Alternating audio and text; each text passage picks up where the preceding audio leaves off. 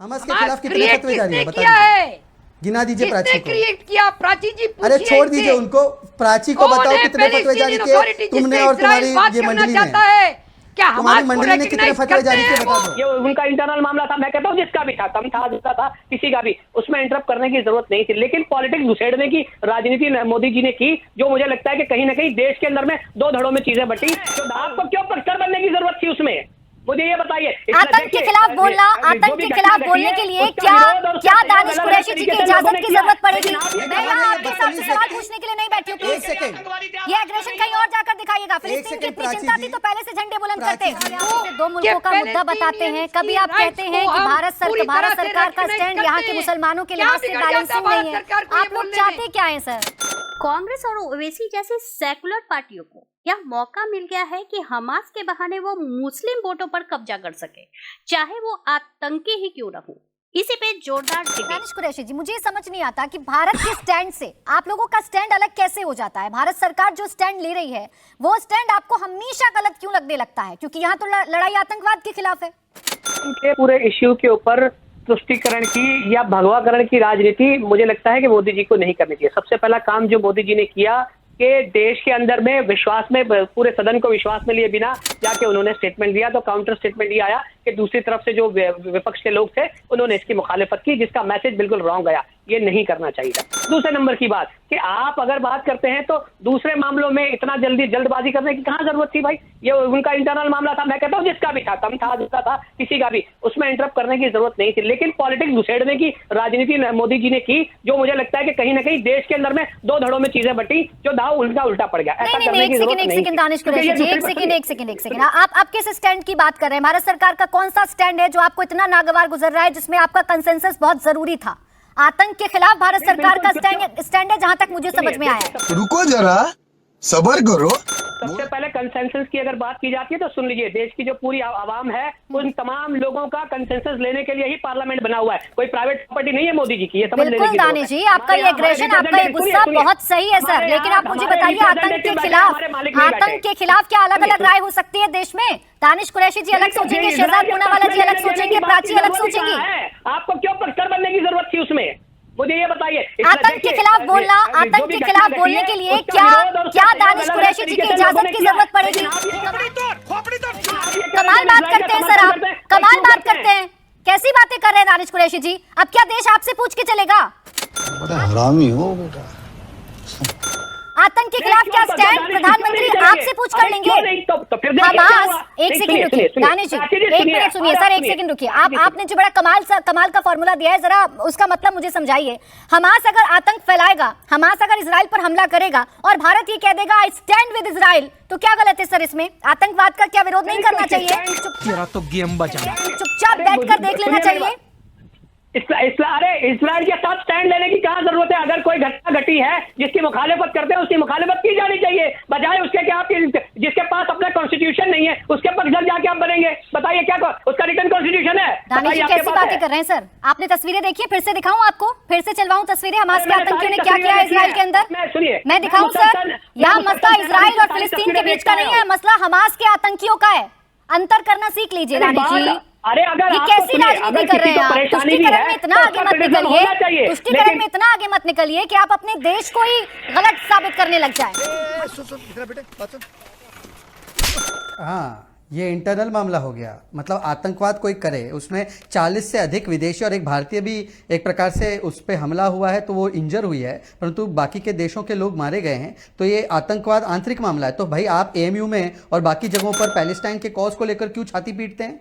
और ये गाजा मंडली से पूछिए, मुसलमानों के इतने बड़े ठेकेदार है, आज तक इनकी पूरी मंडली ने यूइगर मुस्लिम्स के साथ जो मारकाट हो रही है वहां पर क्या क्या नहीं किया जाता मुसलमानों के साथ। ये पूरी गाजा मंडली कभी नहीं जाती है यूइगर मुस्लिम के बारे में बोलने, एक शब्द नहीं खोल सकते। अपना मुंह खोलेंगे तो ये चीनी जो है इनको पीट देंगे, तो ये लोग मुंह नहीं खोल पाते। वो चीनी एजेंट भी कम्युनिस्ट पार्टी के, उनको बोले एक स्टेटमेंट उनका, यहां पर अभिजीत अय्यर मित्रा बैठा है, उनसे पूछे एक स्टेटमेंट कांग्रेस या कम्युनिस्ट का यूइगर मुस्लिम के ऊपर चाइना को कंडेम करते हुए, क्योंकि यही कहते हैं ना हम मुसलमानों के बड़े हमनवा है, हमको मुसलमानों की बड़ी चिंता है। तो पूछिए उनसे कि किया है क्या कभी। और आखिरी बात देखिए, आज सवाल सिर्फ यह है कि कांग्रेस जैसे दल और इनकी जो इकोसिस्टम है ये किस हद तक सेकुलर व्हाइट वॉशिंग करेगी। ये शुरुआत में अफजल और याकूब की व्हाइट वॉशिंग करती थी, फिर बढ़ते बढ़ते एलईटी और जैश ए मोहम्मद की करने लगी कि ये कम खतरनाक है, हिंदू टेरर ज्यादा खतरनाक है। फिर ओसामा जी बन गया इनके लिए, और आज तो पूरे इंटरनेशनल स्केल के आतंकवादी संगठनों का बचाव कर रहे हैं। हमस को भी मतलब सेकुलर व्हाइट वॉशिंग कर रहे हैं। ये किस प्रकार की राजनीति है और ये कौन सा वोट बैंक है जिसको साधा जा रहा है? कौन सा मुस्लिम आपके साथ खड़ा है? भाई फिलिस्तीन और हमस क्या एक दूसरे के इंटरचेंजेबल है क्या? पूरा फिलिस्तीन हमस के लिए वोट करता है क्या? क्या पूरा फिलिस्तीन हमास है क्या? तो वो वेस्ट बैंक में जो फिलिस्तीनी है उसका क्या होगा? तो इसीलिए मैं कह रहा हूं ये केवल अपनी तुष्टीकरण की राजनीति के लिए कर रहे हैं, इनको मुसलमानों से भी कोई लेना देना नहीं। ये फंस गया। बड़ी बड़ी बातें जो अभी कर रहे हैं भारतीय जनता पार्टी के प्रवक्ता कि भाई ये हो गया और वो हो गया, हमास ने ये कर लिया। मुझे ये बता दीजिए कि तालिबान आपके लिए अब आतंकवादी रहा या नहीं रहा, वो तो बताइए। मोदी जी ने जिस तरीके से मतलब अफगानिस्तान में फ्रंट फुट पर जाके लड़ाई लड़ी थी, और अमेरिका जिस तरह हमारा मोर्चा छोड़ के भाग गया और जाके रात रात उन्होंने संधि कर ली और अपने एलाइट फोर्सेस को संभाल लिया, और आप हमारी सुरक्षा का कोई ध्यान नहीं रखा, तो उस पर क्या जवाब है? ये तो बताइए आप मुझे, हमें भी तो समझ में आए कि इतनी विदेश नीति इतनी जबरदस्त नीति है। मैं सवाल पूछ लेती हूँ, शहजाद पूनावाला जिसका जवाब दे देंगे, लेकिन मेरे सवाल का जवाब नहीं आया दानिश कुरैशी जी। या तो आप गोल गोल घुमा गए, आप मेरे आप सवाल से बचना चाह रहे हैं कि यहाँ तो आतंकवाद के खिलाफ अपना स्टैंड भारत ने क्लियर किया था, इसमें क्या आपत्ति हो गई? इसमें कैसे आपको ये लगा कि भाई हमसे पूछना चाहिए था, दानिश कुरैशी की इजाजत लेनी चाहिए थी आतंकवाद के खिलाफ बोलने के लिए? बहुत तेज हो रहा है, बहुत तेज हो रहा है। देखिए, आतंकवाद के खिलाफ बोलने की बात नहीं है, इजराइल के साथ का जो स्टैंड लेने की बात है उसकी बात। तो कहाँ आतंकियों ने कहा, एक सेकंड सर, हमास ने कहां पर आतंक का नंगा नाच किया? बताइए जरा, कौन सी जगह थी वो? इजराइल के नाम से आपको इतनी आपत्ति हो रही है, तो ये हमला हुआ कहां था? देखिए, मुझे ये समझ में नहीं आता कि मुझे ऐसा लगता है कि शायद इतना तो इजराइल की तरफ से इतने जबरदस्त प्रवक्ता बात नहीं कर रहा जितना प्राची जी बात करे। मैं तो तस्वीरों पर सवाल पूछ रही हूँ। अगर आपको ये लग रहा है कि मैं इजराइल की प्रवक्ता बन गई हूँ तो बेशक आपको लगता रहे। जो मुझे दिख रहा है, जो तस्वीरें मेरे मन के अंदर खौफ पैदा कर रही है, मैं उस पर दानिश कुरैशी जी आपसे सवाल पूछूंगी। अब आपको बेशक लगता रहे कि मैं इसकी प्रवक्ता हूँ, मैं उसकी प्रवक्ता हूँ, सवालों से आप भागते होंगे सर। मैं सवाल पीछे पूछने से पीछे नहीं हटती। अबे साले जो माफ करना। देख लीजिए, आप देख लीजिए, फॉक्स के आंकड़े हैं, जरा देख लीजिए, इसमें फलस्तीनी मारे गए हैं। दानिश कुरैशी जी, यहाँ मसला फिलिस्तीन और इजराइल का नहीं है सर। एक बेसिक सी बात आपको समझ में नहीं आती है, एक बेसिक सी बात आपको समझ में नहीं आती कि यहाँ बात मैं हमास की कर रही हूँ। मैंने एक बार भी नहीं कहा कि फिलिस्तीन के साथ जो हो रहा है वो सही हो रहा है। मैं हमास की बात कर रही हूँ। अब इत्मीनान से सुन लीजिए, अगर हम हमारे मुल्क की बात करें तो जंग आजादी के पहले भी दो तरीके के लोग थे। एक महात्मा गांधी के साथ पीछे खड़े थे जो लोग अहिंसा के बिल्कुल उसमें नहीं बिलीव नहीं करते थे। दूसरी तरफ वो लोग थे बहादुर चंद्रशेखर आजाद जैसे, और क्या कहते हैं नेताजी सुभाष चंद्र बोस। बयानबाजी के अलावा दानिश कुरैशी जी अभी मुझे कुछ समझ में नहीं आ रहा है। अबे जल्दी बोल, कल सुबह पनवेल निकलना है। आपकी बातों से आप सिर्फ और सिर्फ बेतुकी बयानबाजी कर रहे हैं। आप हमास को समर्थन करने के लिए किसी भी हद तक जा सकते हैं। कहाँ पहुंच गए आप? कहाँ पहुंच गए दानिश कुरैशी जी? ये कौन है ये व्यक्ति? मैं यहाँ आपके साथ सवाल पूछने के लिए नहीं बैठी हूँ। प्लीज ये एग्रेशन कहीं और जाकर दिखाइएगा। फिलिस्तीन की इतनी चिंता थी तो पहले से झंडे बुलंद करते। शहजाद जी जवाब दे दीजिए।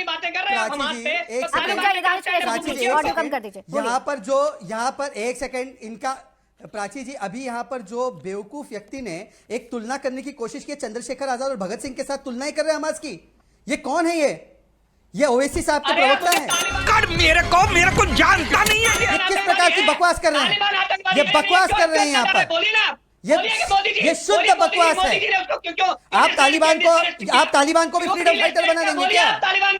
बोलिए आप तालिबान पे। ये क्या तरीका है? चंद्रशेखर आजाद और भगत सिंह जी के साथ ये लोग तुलना हमास की कर रहे हैं जिसने 1000 लोगों को मारा है। तालिबान पे क्यों नहीं बोले? तालिबान आतंकवादी है या नहीं है? मुझे ये बताइए, बीजेपी का क्या स्टैंड है? दानिश कुरैशी जी, अब बात को सिर्फ और सिर्फ आप घुमाने की कोशिश कर रहे हैं। आपके पास बताने के लिए कुछ है नहीं, आपके पास तथ्य कुछ है नहीं। आप हमास को बैठकर यहाँ पर डिफेंड कर रहे हैं सर। चुप है। स्टैंड बताइए अतीकुर रहमान क्या है स्टैंड? ठीक है अतीकुर रहमान जी बोलिए। अब रुक जाइए प्लीज दानिश जी, आप जितनी बेतुकी बयानबाजी कर सकते थे आपने कर दी है।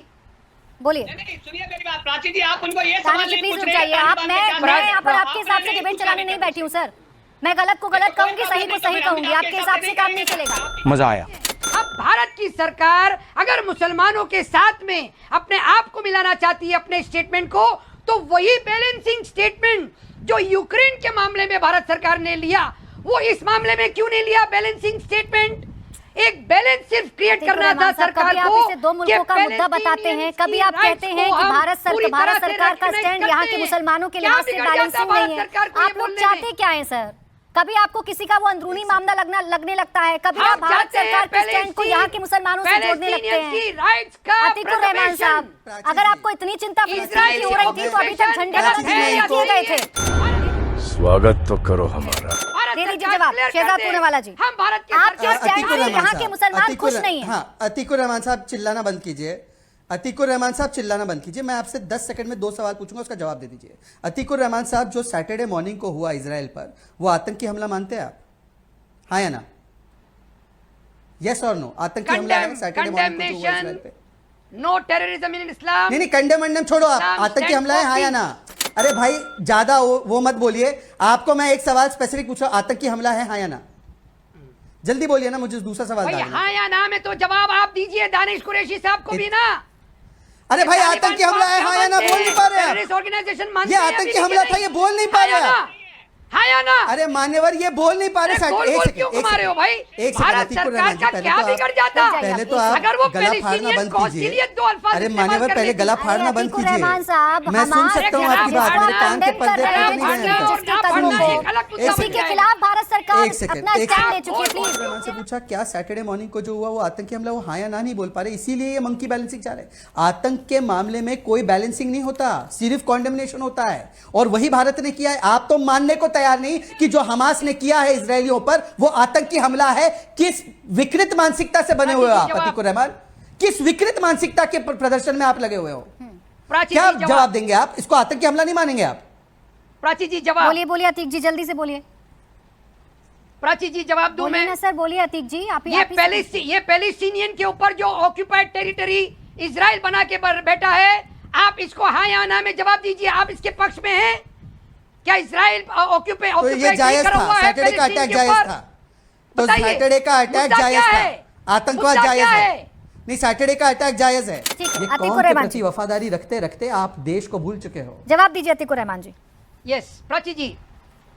शहजाद साहब, पूरा के पूरा मुस्लिम उम्मा जिसमें मेजॉरिटी हनफी मसलक ज्यूरिस्प्रूडेंस के लोग हैं, और हनफी मसलक ये कहती है द राइट ऑफ इस्मा। आप इस बात को नोट कर लीजिए। Inviolability against any violation of human right. Basic human life को बचाना ही इस्लाम है। इस्मा का मायने ये है शहजाद साहब कि कोई मुसलमान किसी भी हमास के खिलाफ कितने फतवे जारी हुए, या क्रिश्चियन या किसी भी अदर देन इस्लामिक फेथ को बिला वजह अतीकुर रहमान साहब एक सेकंड, ये सब भाषणबाजी बंद कीजिए, ये तकरीर आपकी बंद कर दीजिए। मौलाना साहब आपकी तकरीर बंद कीजिए। कितने फतवे जारी हुए? आप सुनना नहीं चाह रहे हैं जानबूझकर। कितने फतवे जारी हुए हमास के खिलाफ? हमास के खिलाफ कितने फतवे जारी हुए? अरे वो सब ठीक है, कितने फतवे जारी हुए? हमास के खिलाफ कितने फतवे जारी हुए बताइए, गिना दीजिए। प्राची को क्रिएट किया? प्राची जी अरे छोड़ दीजिए उनको, प्राची को बताओ कितने फतवे जारी किए तुमने और तुम्हारी ये मंडली ने? क्या हमारी मंडली ने कितने फतवे जारी किए? प्रधानमंत्री नरेंद्र मोदी के इजराइल के समर्थन देने पर कुछ मुस्लिम धर्मगुरुओं और कुछ पार्टियों के पेट में दर्द शुरू हो गया है और वो आतंकवाद के भी समर्थन में उतर आए हैं। इजराइल और फिलिस्तीन के बीच जंग छिड़ी हुई है और आज इसका 5वां दिन है, लेकिन पहले दिन इजराइल के साथ नजर आ रही कांग्रेस अब उसके खिलाफ हो गई है। रविवार को कांग्रेस पार्टी ने बयान जारी कर इजराइल पर हमले की निंदा की थी, लेकिन अब अपना रुख बदल दिया है और उसने फिलिस्तीन का समर्थन कर दिया है। कांग्रेस के कार्य समिति की बैठक के दौरान प्रस्ताव पारित हुआ। कहा, बीते दिनों मिडिल ईस्ट में शुरू हुई जंग में 1000 से ज्यादा लोग मारे गए हैं। कार्य समिति अपने पुराने स्टैंड को दोहराती है, जिसके तहत हम फिलिस्तीन के लोगों से उनके जमीन का हकों का समर्थन करते हैं। उनका हक है वो सम्मान और गरिमा के साथ रह सके। कांग्रेस कार्य समिति ने तत्काल युद्ध विराम की अपील की है और कहा है कि दोनों पक्ष बातचीत के जरिए मसले को सुलझा ले। इस तरह कांग्रेस के बयान में फिलिस्तीन का समर्थन तो किया है, लेकिन इजराइल पर हमले की निंदा नहीं की है। वहीं इसके पहले रविवार को जयराम रमेश ने कांग्रेस की ओर से बयान जारी कर कहा था, कांग्रेस इजराइल के लोगों पर बर्बर हमले की निंदा करती है। कांग्रेस हमेशा यह मानती रही है कि फिलिस्तीन के लोगों को उनके अधिकार बातचीत के रास्ते से मिलनी चाहिए। इसके लिए हिंसा का रास्ता ठीक नहीं है। दरअसल कांग्रेस का यह बदला स्टैंड उसके ही केरल यूनिट के ऐतराज के बाद सामने आया है। कांग्रेस ने जब इजराइल पर हमले की निंदा की तो उसका केरल कांग्रेस ने विरोध किया था। कांग्रेस केरल के नेता रमेश चन्नीथला ने कहा कि यह गलत है कि हमारे पुराने स्टैंड से अलग है। रमेश चन्नीथला ने कहा कि इजराइल और फिलिस्तीन का विवाद पर कांग्रेस का रुख 2 स्टेट का रहा है। कांग्रेस सूत्रों के मुताबिक केरल में बड़ी मुस्लिम आबादी है जो उसे सपोर्ट करती है। फिलिस्तीन पर पार्टी के बदले रुख से उसे नुकसान हो सकता है, इसलिए रमेश चन्नीथला ने आपत्ति जताई और फिर कांग्रेस कार्य समिति में प्रस्ताव पारित करके इजराइल के खिलाफ बयान जारी किया गया। हालांकि कांग्रेस के नेताओं का एक वर्ग इस पर भी राजी नहीं है। इसकी वजह यह है कि हमला इजराइल पर हुआ है, इसलिए निंदा हमास की होनी चाहिए। ऐसे में कार्य समिति के प्रस्ताव में इजराइल पर हुए आतंकी हमले की निंदा न होने पर कुछ नेता खफा हैं। गौरतलब है कि चन्नीथला ने इंदिरा गांधी को याद दिलाते हुए कहा कि वह फिलिस्तीन के नेता यासिर अराफात के काफी करीब थी।